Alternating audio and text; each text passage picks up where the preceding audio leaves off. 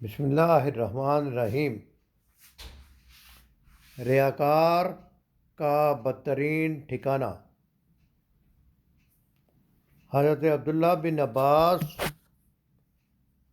رضی اللہ عنہ نبی کریم صلی اللہ علیہ وسلم سے روایت کرتے ہیں کہ آپ صلی اللہ علیہ وسلم نے فرمایا، جہنم میں ایک ایسی وادی ہے جس سے خود جہنم بھی ہر دن 400 بار پناہ مانگتی ہے۔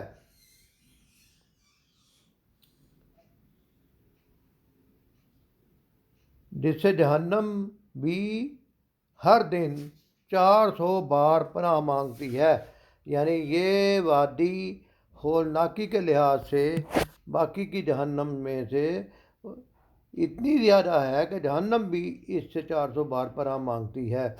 یہ وادی، یہ گڑھا محمد صلی اللہ علیہ وسلم کی امت کے ان 4 ریاکاروں کے لیے تیار کی گئی ہے۔ نمبر 1، کتاب اللہ کے عالم کے لیے جو ریاکاری کرتا ہو۔ نمبر 2، صدقہ و خیرات کرنے والے ریاکار کے لیے۔ نمبر 3، دکھلاوے کی خاطر حج و عمرہ ادا کرنے والے کے لیے۔ اور نمبر 4، خدا کی راہ میں جہاد پر نکلنے والے ریاکار مجاہد کے لیے۔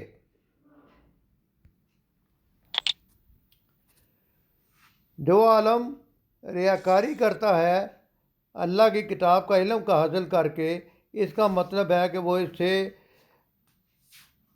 لوگوں کو دکھانے کے لیے کام کرتا ہے، لوگوں کی خوشنودی کے لیے کام کرتا ہے۔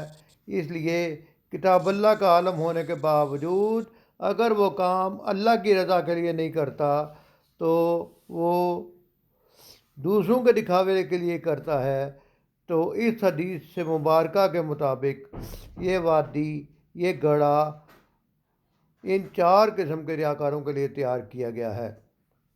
ایسا صدقہ خیرات کرنے والا جو ریاکاری کرتا ہے، لوگوں کو دکھانے کے لیے صدقہ خیرات کرتا ہے، اس کا مقصود اللہ کی رضا نہیں ہوتا۔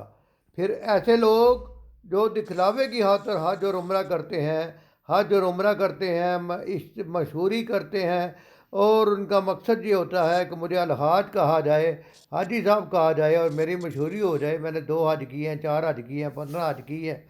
پھر اللہ کی خوشنودی کی خاطر کام کرنا ہی مقصود و مطلوب ہے۔